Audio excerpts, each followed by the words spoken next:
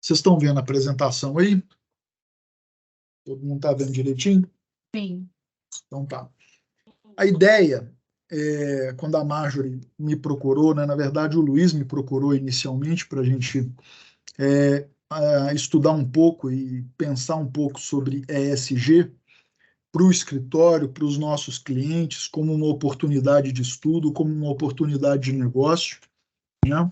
E assim como a gente está formando a comissão de estudos lá em inteligência artificial com o nosso amigo Miqueias, a ideia é a gente formar também um grupo de estudos em ESG, né?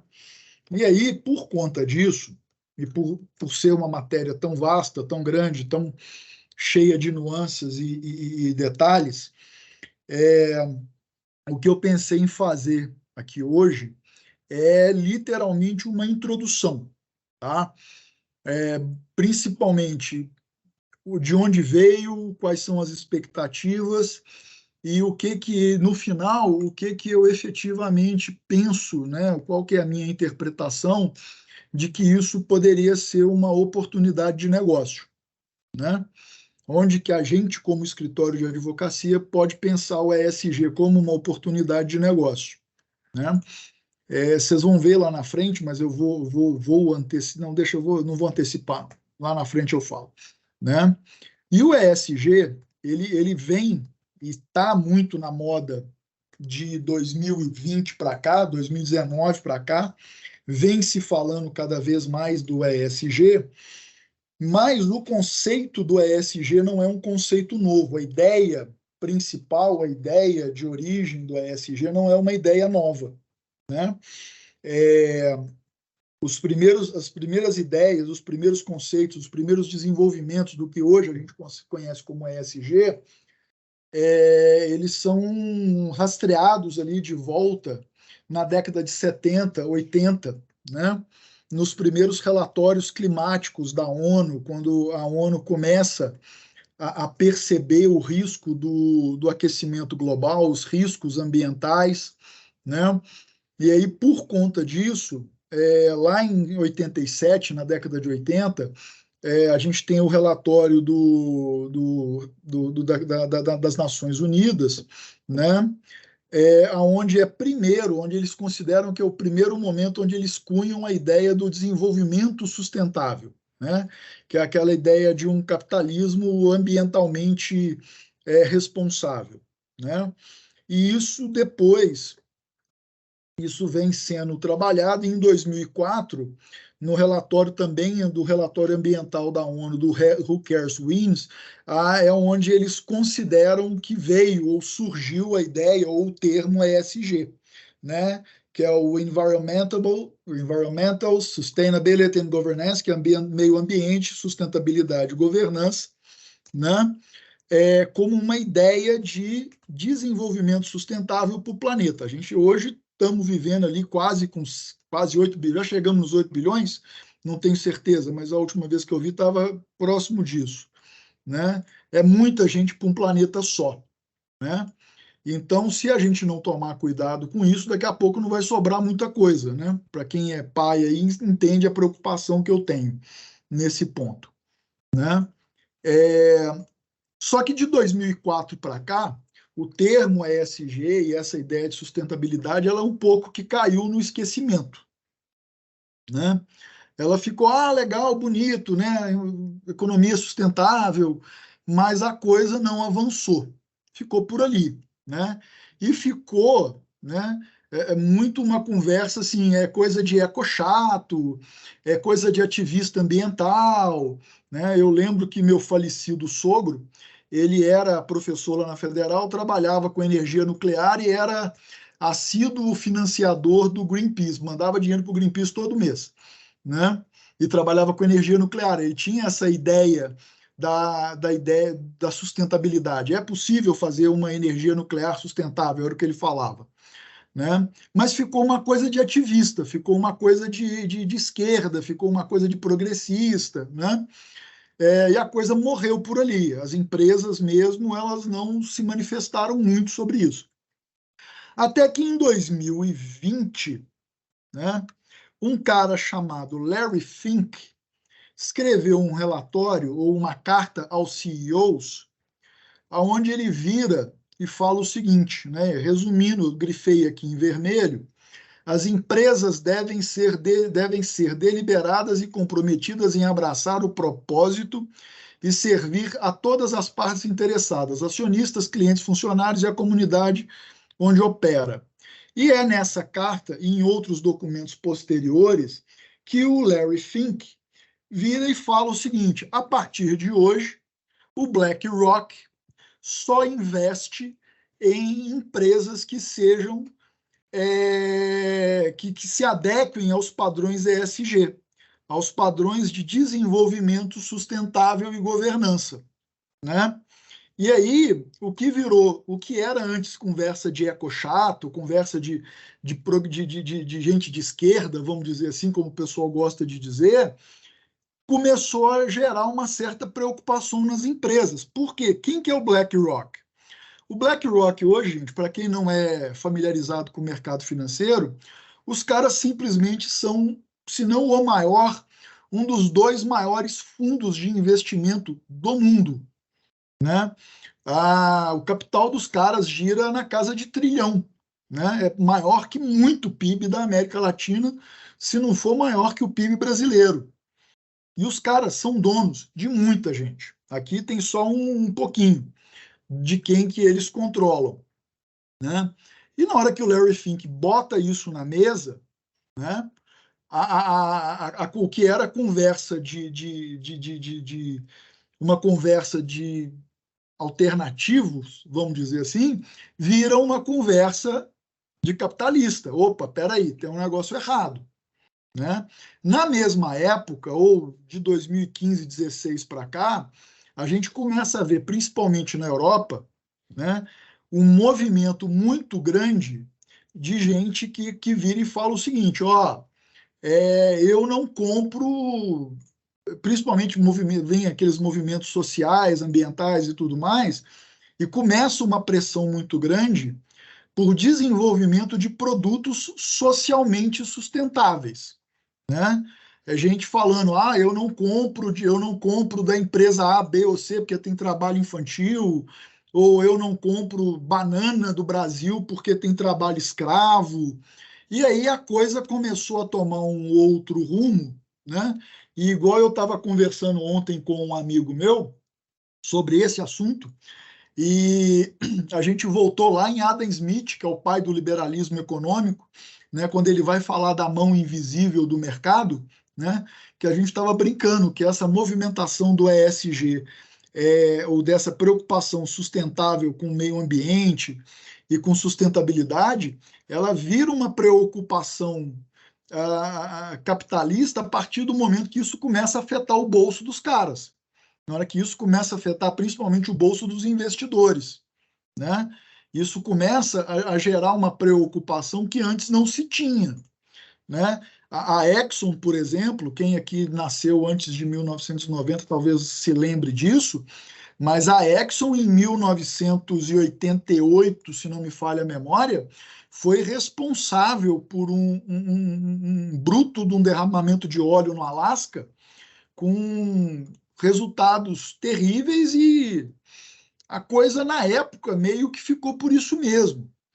A BHP Billiton, recentemente, teve o derramamento de óleo no Texas, as ações da BHP despencaram, junto com as ações da BHP foram toda uma cadeia de ações de prejuízos por conta de desinvestimento em várias empresas de petróleo, porque o raciocínio foi, peraí, se a BHP faz, ou ela deixou de fazer no caso, né, para causar o acidente, outras empresas seguem no mesmo rumo.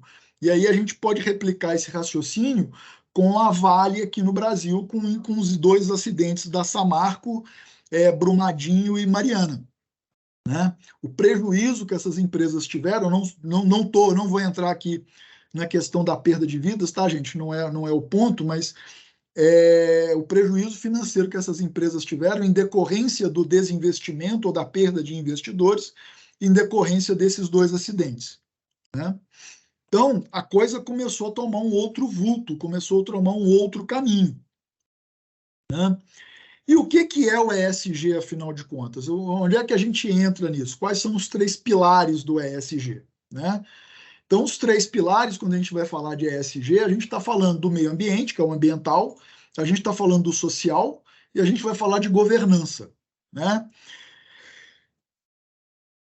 Outro dia eu tenho um professor que ele fala o seguinte: se você for discutir detalhadamente esses três pilares, a gente vai ficar aqui até o final do ano, porque a coisa ela é muito ampla, ela é muito vasta e cada empresa, cada nicho de mercado, ela vai enxergar esses problemas de uma forma, né?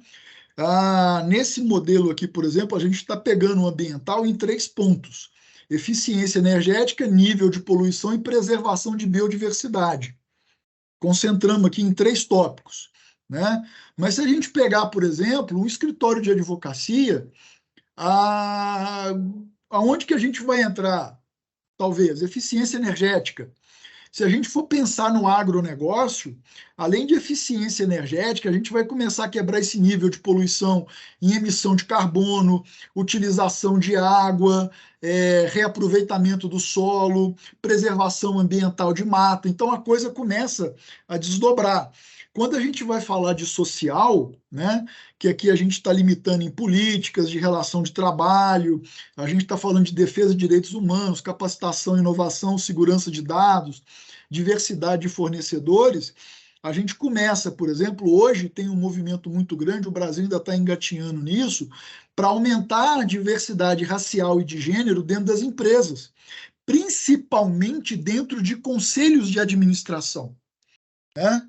Principalmente dentro de conselhos de administração, que é onde, teoricamente, são tomadas as decisões estratégicas de uma empresa, principalmente lá fora, principalmente fora do Brasil, né? Onde o conselho de administração tem um papel muito mais efetivo do que tem aqui no Brasil, né? Mas a gente consegue quebrar isso de várias formas. Eu lembro uma palestra que eu fui assistir há um tempo atrás, da MRV, né? E aí depois tem uma pegadinha com a questão do greenwashing, do que eles chamam de greenwash, que a MRV ela tem um baita de um programa espalhado no Brasil inteiro para ajudar no processo de alfabetização e capacitação dos seus funcionários, né? Então tem videozinho lá na página de relação com investidores, de funcionário dando declaração que quando começou a trabalhar era analfabeto, não sabia ler, e foi todo um processo de desenvolvimento. E por que eu antecipei a história do greenwash? Porque a MRV, a gente sabe, há um tempo atrás teve sérios problemas envolvendo questões trabalhistas, né? Então, assim, não adianta também a gente criar toda uma aura de ser economicamente sustentável, preocupar com o meio ambiente, preocupar com governança, como diz o pessoal antigamente, para inglês ver ou fazer isso da boca para fora, né? E o outro pilar do ESG, ele é a governança, né? E quando a gente fala de governança, a gente está falando não só dos pilares e dos modelos típicos da governança, e a gente vai ver eles daqui a pouquinho, mas a gente está falando também, principalmente, se a gente pensar a governança como um processo de compliance e transparência, né, é uma forma da empresa que está se apoiando no ESG demonstrar para os seus investidores e para os seus stakeholders, que são aquelas pessoas que estão ali em volta, né, que ela efetivamente pratica o ESG, né? É principalmente um processo de governança, né? E quando a gente vai falar disso, isso vai variar de empresa para empresa, né? Uma coisa que os especialistas e os consultores na área de ESG sempre falam, que o ESG, ele infelizmente não é um negócio que dá para você fazer modelo pronto de trabalho, porque se eu for, óbvio, né? Com guardadas proporções. Porque se eu for fazer um trabalho de ESG numa empresa numa agroindústria, por exemplo, os critérios de avaliação são uns. Se eu for fazer avaliar os critérios de ESG para implantar o ESG, por exemplo, numa transportadora, né? os critérios vão ser outros. Eu não posso pegar os critérios de avaliação, por exemplo, da agroindústria e aplicar numa transportadora, porque a coisa não vai casar. Porque os gastos e os prejuízos ambientais e de sustentabilidade que essas empresas geram são diferentes, né? Então, isso tem que ser pensado e adequado a cada momento. E a governança, ela vem exatamente para poder alinhar dentro de cada uma dessas empresas como que a gente vai trabalhar isso, né? E o ESG, ele vem acompanhando junto, e isso é um slide do novo Código de Governança Corporativa do IBGC, que vai ser lançado agora em agosto. Ela vem dentro de uma ideia maior, né? E ela vem acompanhada de uma ideia que é a chamada governança de stakeholder. E só para a gente alinhar o pensamento, o que é considerado uma governança de stakeholders e qual que seria a evolução disso, né? Lá na década de 70, tinha um economista muito famoso, que era o Milton Friedman, o mesmo que punha a frase do não tem almoço grátis. Ele dizia que a única responsabilidade dos diretores de uma empresa era gerar lucro para os seus acionistas, né? Então, a gente tem a ideia de uma governança ou de uma política de shareholder ou de acionista, ou seja, tudo que a empresa faz é em prol do acionista, é para gerar lucro para o acionista. E com a ideia do ESG, né, e essa ideia de preocupação com quem está em torno, começou-se a desenvolver essa ideia da governança de stakeholders, ou seja, o lucro ainda é uma parte importante do negócio, não se iludam, tá? Porque como diz um colega meu lá do IBGC, sem lucro a empresa não tem como estabelecer política de ESG, tá? Porque custa dinheiro, né? Então eu preciso do lucro. Mas quando eu penso na governança de stakeholders alinhada com a ideia do ESG, a empresa ela começa a se tornar um polo de irradiação de desenvolvimento dentro de uma determinada área. Então, eu não vou me preocupar só com o lucro mais. Eu vou me preocupar com as pessoas que estão em torno ali, os meus empregados, a comunidade onde eu estou inserido, né? Eu vou me interessar pelos meus clientes, em prestar um bom serviço para os meus clientes, mas também entregar um produto que é sustentável e que não vai prejudicar o meio ambiente onde os meus clientes estão inseridos, né? Eu vou me preocupar com os meus fornecedores, eu vou me preocupar com o governo, né? E vários outros agentes da atividade econômica que estão em volta daquela empresa, né? Isso, só para fazer um paralelo com os meus amigos aqui do contencioso, é um pouco aquela ideia que tem lá na Lei de Recuperação Judicial e Falência, do princípio da preservação da empresa. Eu tenho que preservar a empresa não é só porque ela gera lucro para o dono dela, é porque aquela empresa, numa determinada região, num determinado setor, né, ela gera toda uma cadeia de desenvolvimento econômico e social no seu entorno, né? Imagina, nos Estados Unidos é mais fácil de enxergar isso, é mais comum de ver esse tipo de cena, aqui no Brasil nem tanto, mas quem já viu o filme americano já deve ter visto essa cena em algum momento, aquelas cidades fantasmas, que todo mundo mudou para da cidade porque lá antigamente tinha uma fábrica ou alguma outra atividade econômica que faliu, e naquela região não tem mais emprego e a cidade simplesmente morre, porque eu não tenho mais aquela estrutura econômica, né? Então, é pensar nessa ideia do capitalismo de stakeholder, ou seja, de um capitalismo que ele vai pensar no entorno e não só no bolso do capitalista. Lembrando, sem deixar de pensar no bolso do capitalista, tá, gente? Porque senão também ele não vai ter dinheiro, né? E essa coisa, ela vem tão arraigada e ela vem tão sendo trabalhada com tanto empenho nos últimos anos que o IBGC, quando ele fez a mudança agora do Código de Melhores Práticas, ele mudou os pilares da governança, que antes eram 4, agora eles são 5, né? Ela fez algumas alterações, eu não vou entrar porque não é o caso aqui, mas o que é mais interessante para mim, e foi o que eu destaquei, né, é a ideia de trazer a sustentabilidade, né, ou da viabilidade econômica financeira de uma organização para reduzir os riscos em volta, né, os riscos ambientais, os riscos sociais no seu entorno, como um dos pilares da governança corporativa, né? Então, a gente já tem aqui uma ideia do IBGC tentando construir essa ideia e trazer para dentro das empresas e para dentro das grandes corporações, né, essa ideia de ser uma empresa economicamente sustentável, socialmente responsável e que tem governança suficiente para administrar e gerar esses dois valores, né? Um ponto que é interessante falar, né? E quando a gente fala disso, quando a gente lembra do BlackRock, tem estudos em relação a isso, não só em relação à sustentabilidade, não só em relação ao ESG, mas também em relação à governança corporativa, que normalmente empresas, tá, que têm como valor ou têm no seu processo a governança corporativa e o ESG, elas tendem a ser empresas que têm maior valor de negócio, né? E esse valor de negócio acaba gerando um investimento muito bom para os seus investidores, né? Tem um artigo da Economist, que eu até cito um trecho dele mais na frente dessa apresentação, que ela fala o seguinte, tá, é muito legal, muito bacana, é muito bonito, mas o ESG não é perfeito, ele é falho, né? E existem várias falhas no processo de ESG, né? Uma das falhas, e a gente vai ver no próximo slide, é o tal do greenwash, mas um outro ponto que ele brinca no artigo é o seguinte, o ESG é ótimo, é sustentável, é ambiental, mas é caro, né? É um processo caro.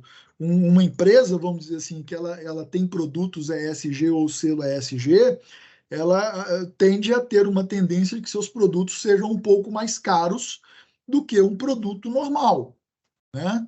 É um pouco aquela brincadeira. Se eu for na feira comprar alface, eu vou pagar R$ 2 o pé de alface. Se eu for numa feira orgânica comprar alface, eu vou pagar R$ 6 o pé de alface, né? Porque é orgânico, produz menos, tem toda uma série de cuidados que eu não vou meter agrotóxico naquilo ali. Você vai viver mais, mas você vai pagar mais por isso. Então, essa é uma crítica do ESG. Uma outra crítica que é muito pesada, e isso é feito principalmente nos Estados Unidos, é uma crítica que vem principalmente dos Estados Unidos, é que várias entidades empresariais, principalmente ligadas ao setor de óleo, gás e mineração, elas criticam muito essa postura ESG, né? Principalmente vindo dos investidores externos, e eles chegam, inclusive, a dizer, tem uma matéria no Economist sobre isso, dizendo que a culpa do aumento do preço da gasolina nos Estados Unidos é em decorrência das políticas ESG, né? E aqui no Brasil, nas várias reuniões que eu já participei aqui no dia a dia como advogado, eu já vi várias empresas, vários diretores de empresa, várias pessoas com poder de comando dentro de empresa falando, esse negócio de ESG é bobagem, isso aí é só para fazer graça para gringo e não sei o quê, e papapá, é coisa de comunista. Já ouvi de tudo que vocês puderem imaginar a respeito do ESG, né? Que é uma fraude, que é isso, que é aquilo outro. Acontece, né? Talvez uma das principais críticas ao ESG é o que a gente chama de greenwash, né? E o que é o greenwash? O greenwash é um pouco aquela ideia que eu falei lá no começo, né? De estabelecer e estruturar políticas seja de governança, seja de sustentabilidade, seja ambiental, que de fato são para inglês ver, literalmente. Ou, ainda que essas políticas existam, né, elas não são efetivas, né? Eu trouxe aqui alguns exemplos, né? Eu vou focar num exemplo específico, que para mim eu acho que é o mais famoso para a gente aqui no Brasil, mas, por exemplo, o McDonald's ele tem toda uma ideia de política ESG, de ser ambientalmente sustentável e tudo mais, e aí, pelo menos, principalmente aqui no Brasil, eu não sei porque eu não vou em McDonald's, então eu não sei dizer. mas começaram a substituir os canudos, e o Cinemark faz isso, começaram a substituir os canudos de plástico por canudo de papel, né? Só que aí o pessoal começou a meter o pau, porque o papel, o material que eles usavam para fazer o papel, ele não era reciclável.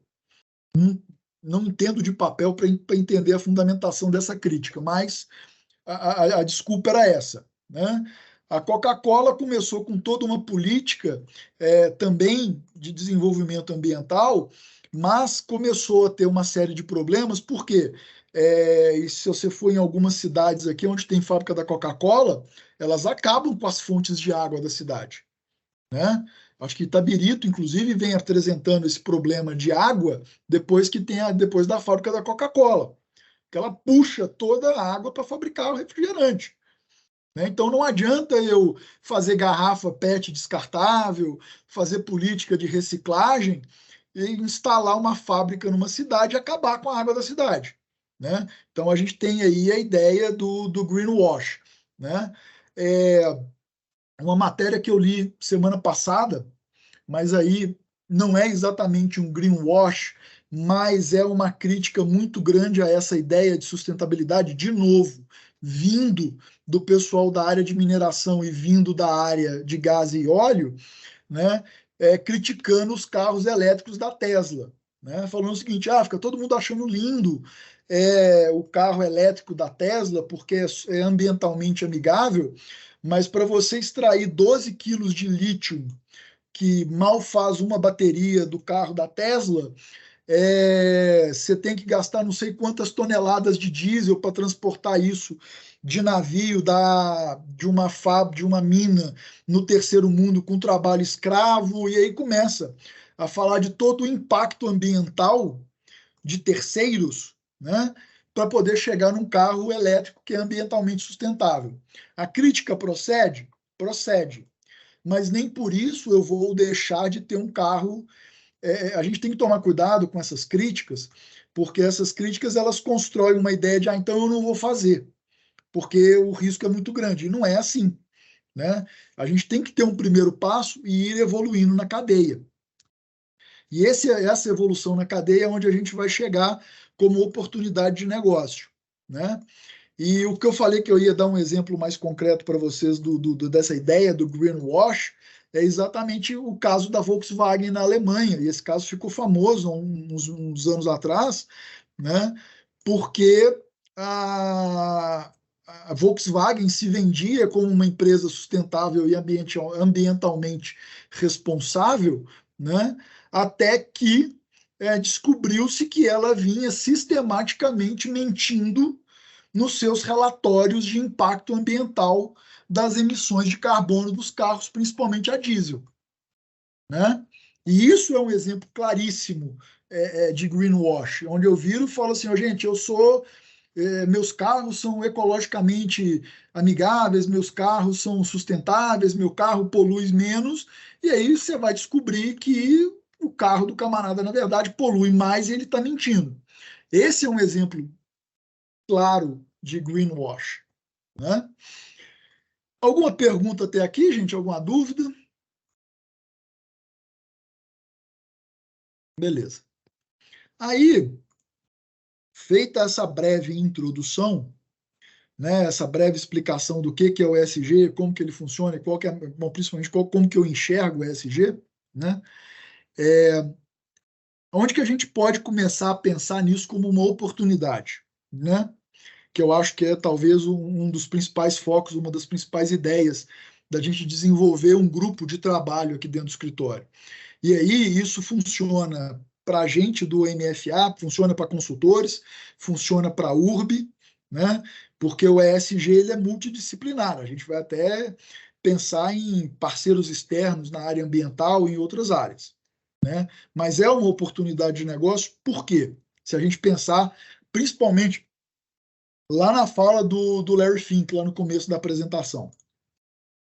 E isso aqui é uma matéria da Economist, e a matéria, na verdade, ela vem questionando e criticando um pouco o ESG, não pelo ESG em si, mas principalmente pelo problema do greenwash, né?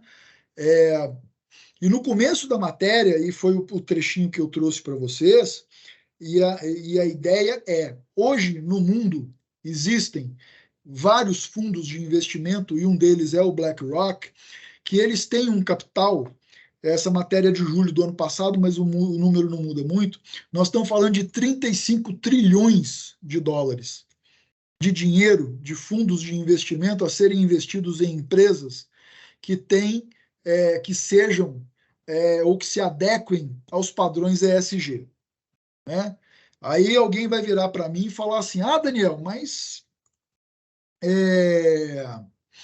a gente aqui é um escritório local de Belo Horizonte, a gente não vai ver esse dinheiro, né?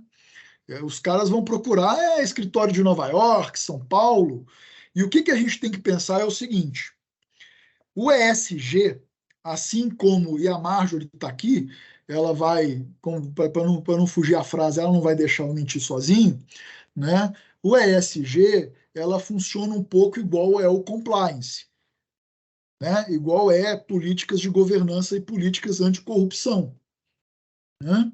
Se você pega uma empresa fornecedora do Estado,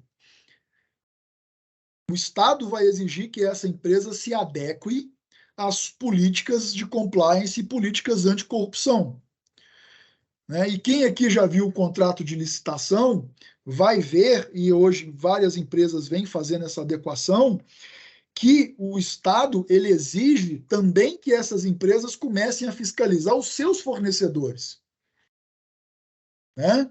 Então, um exemplo, a gente trabalha com uma empresa que é licitante do Estado de Minas Gerais, nós, Moisés Freire. Nós, Moisés Freire, teríamos, num determinado momento, que adequar as nossas políticas anticorrupção e compliance para mostrar para aquele nosso cliente que a gente está adequado, para o cliente virar para o Estado e falar assim, ô Estado, os meus fornecedores estão adequados à política de compliance e anticorrupção. O ESG, ele vai pelo mesmo caminho. A Stellantis hoje, que é a Fiat, né, ela tem uma política de ESG muito bem estruturada. E eu vi uma apresentação do diretor da Fiat o ano passado no evento do IBGC que falando sobre ESG. Eles têm uma ambição de estruturar uma política de carbono zero até 2030, 2040, agora eu não lembro, que é muito arrojada. Aí você vai falar assim, Daniel, mas a gente não advoga para a Fiat. Não, mas a gente pode advogar para uma transportadora que advoga para a Fiat.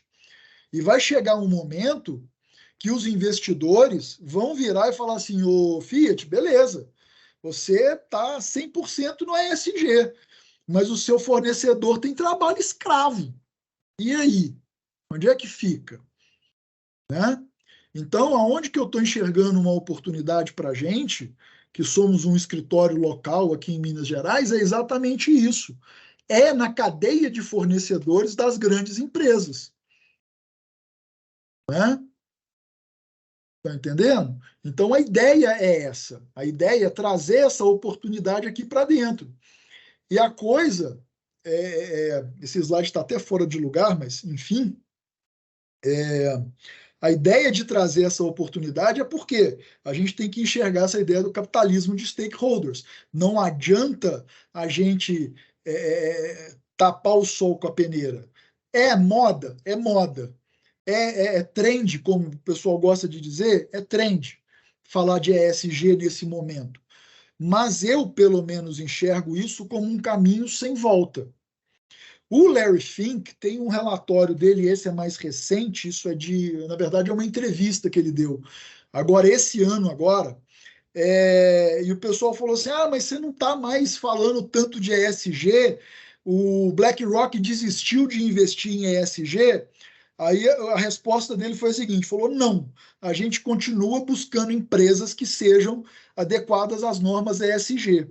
Eu só parei de falar sobre isso o tempo inteiro porque estava virando vamos dizer assim, estava ficando chato, vamos dizer assim, e ele estava ficando preocupado porque tinha muita empresa adotando práticas de greenwash para tentar atrair investidor.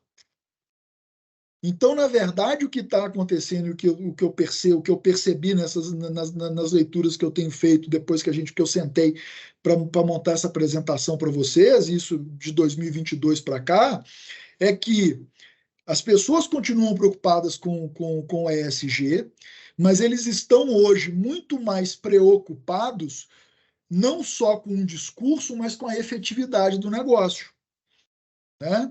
E aí eu volto no exemplo da Tesla. Não adianta nada eu comprar um carro elétrico que não polui se a bateria desse carro elétrico vem de uma mina na África do Norte, em algum lugar da África, agora eu não lembro onde é que é a mina, com trabalho escravo e gente morrendo soterrada. Né? Em algum momento, o processo vai ter que começar a fazer. É um pouco quando você joga uma pedra na água.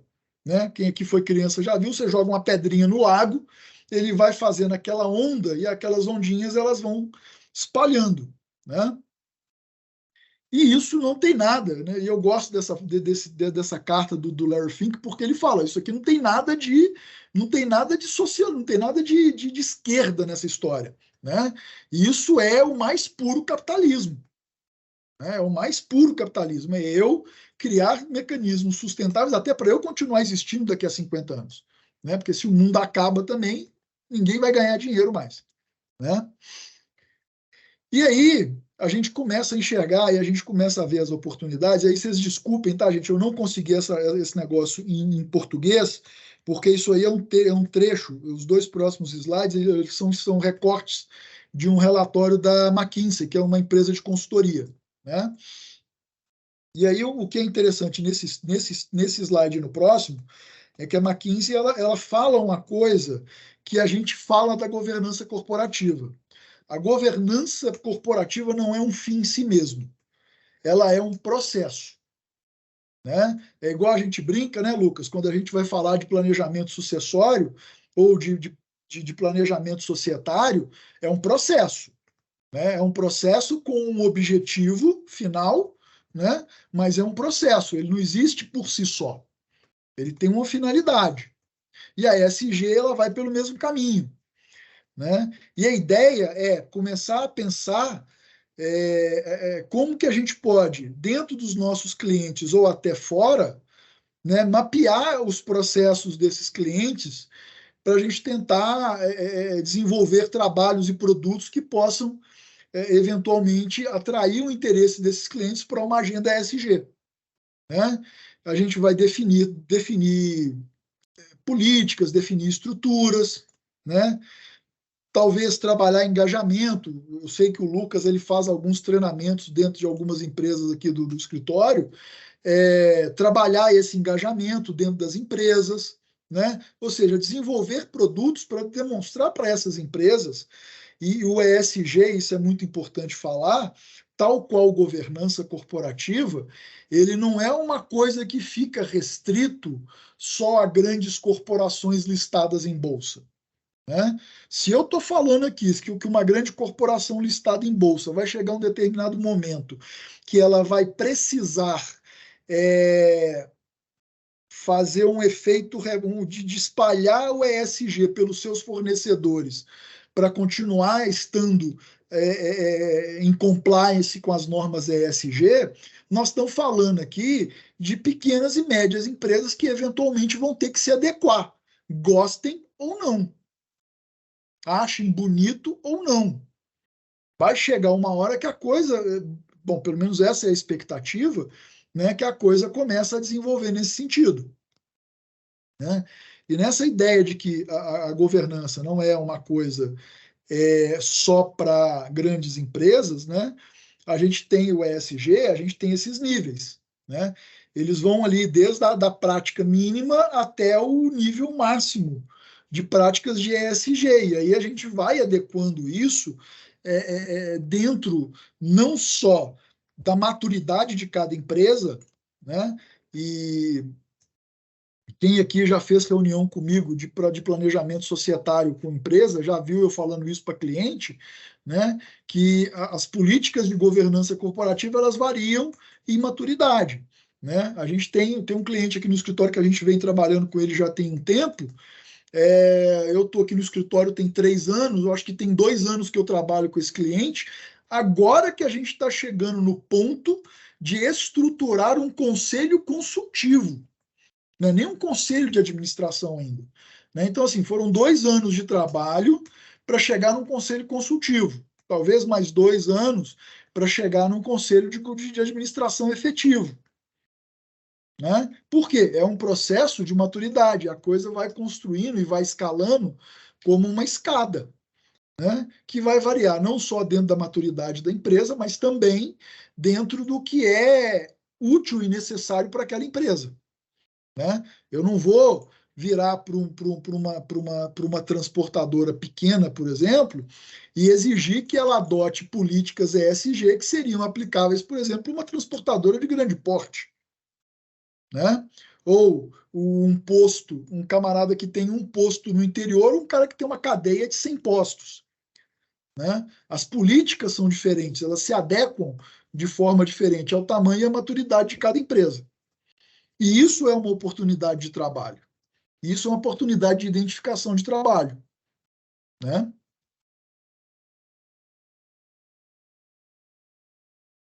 E dentro dessa ideia, né, desse desenvolvimento, aqui no Brasil, né, a gente já tem alguns regramentos legais em relação a isso, mais ambientais, mas a CVM hoje, só um pouquinho, tá. A CVM hoje, ela tem uma resolução a resolução 59 de 2021, que ela entrou em vigor agora em janeiro desse ano. Ela levou 2 anos ali de adequação, onde o mote da resolução é pratique ou explique.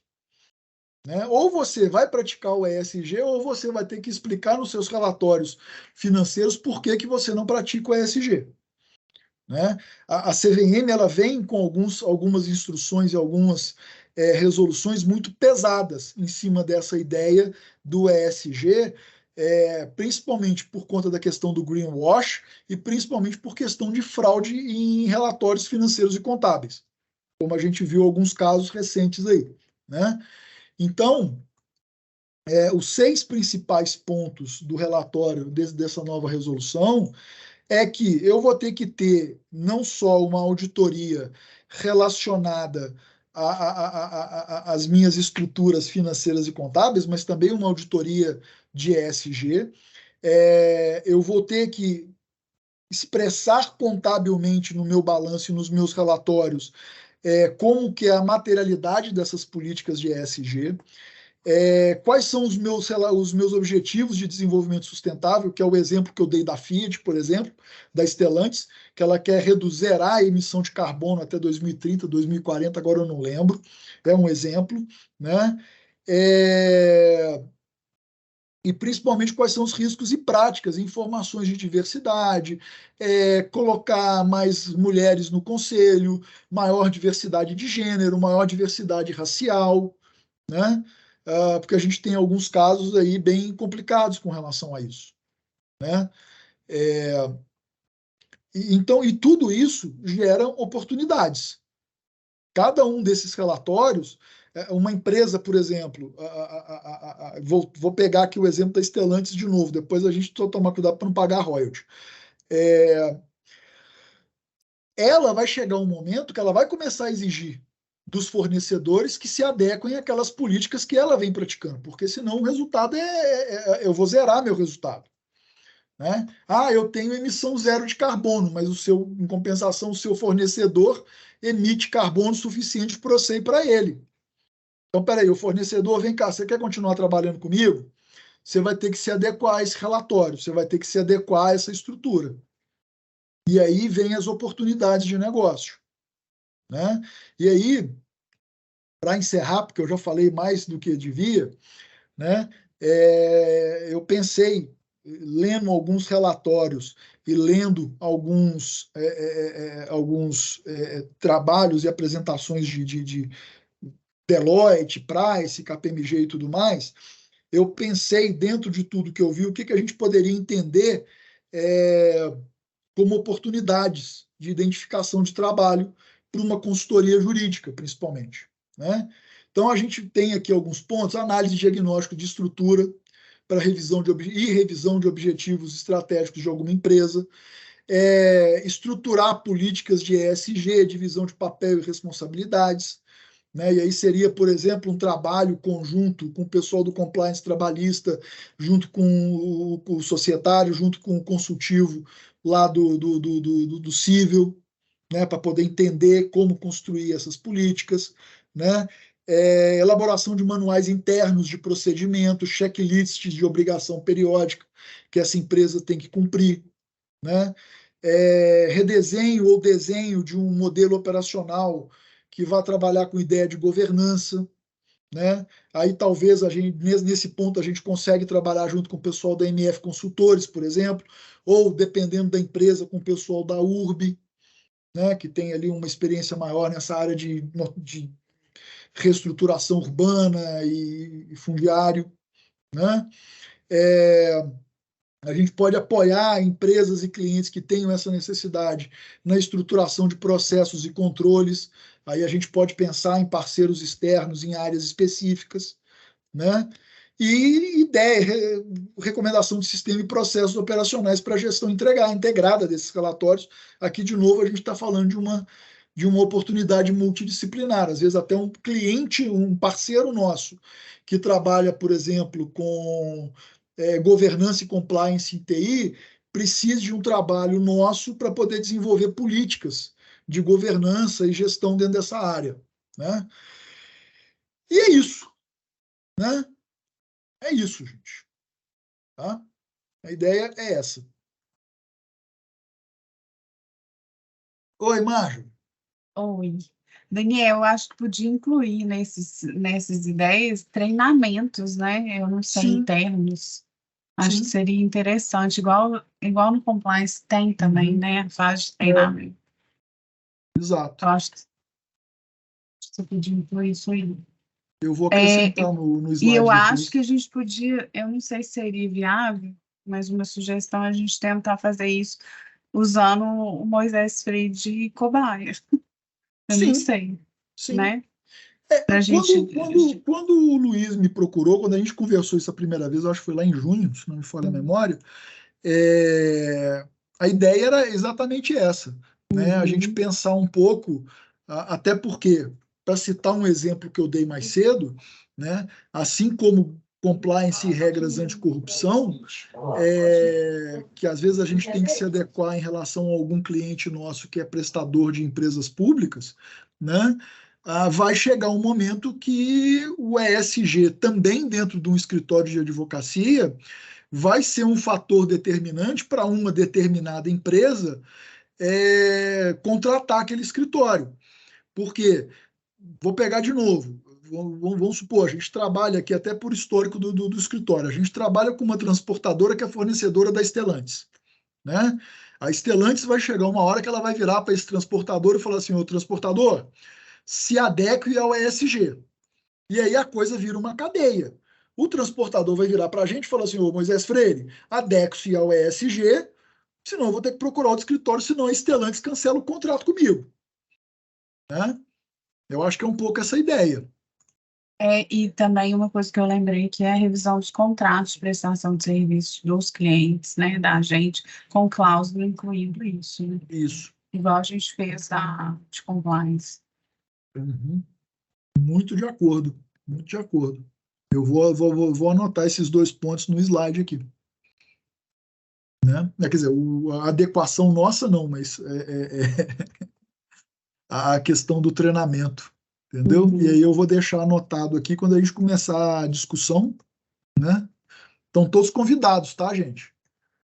Eu acho que imagino que o Helder depois vai lançar o link igual ele lançou lá para a inteligência artificial.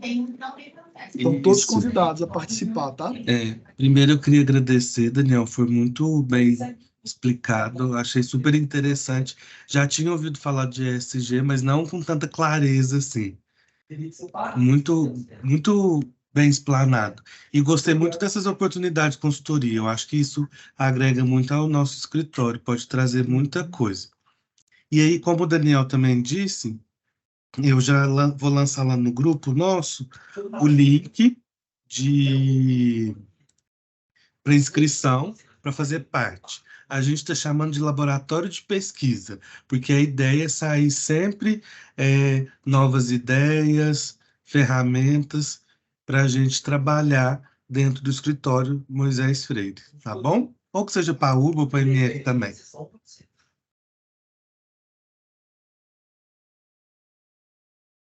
É isso aí, gente. Alguém quer perguntar alguma coisa, reclamar alguma coisa? Agora é a hora, depois eu não aceito mais não.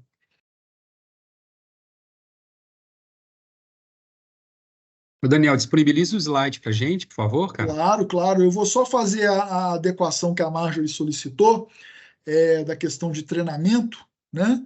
E aí eu mando eu coloco lá no grupo de WhatsApp. Daniel, revisão de contrato não entraria, não, né? Que é A revisão de contrato, Marjorie, cláusula, né? a revisão de contrato, ela entra muito nessa, quando a gente começa a falar da estruturação de documentos internos. Ah, então tá, beleza. Entendeu? Já está abarcada, né? Então tá. Essa reestruturação, que é o que a gente fala com o cliente, né? Uhum. Quando a gente vai fazer, principalmente, por exemplo, um planejamento societário, já pressupõe que a gente vai fazer uma revisão dos contratos sociais dele. Ah, não né? tá. Então, essa revisão documental ela já entra nessa readequação de documentos internos da empresa. Então tá, eu queria te agradecer, viu? Foi muito esclarecedor. O prazer é sempre meu. Obrigada, viu? Pela disponibilidade sempre. Tá, joia. Gente, obrigado a todo mundo pela atenção, tá? E estou disponível para qualquer pergunta, dúvidas e respostas, tá? Quem quiser me chamar, fica à vontade. E o link vai estar disponível para inscrição até dia 31, tá bom? Tá, joia. Tchau, abraço a gente. todos, gente. Obrigada. Bom dia a todos. Bom dia. Obrigado.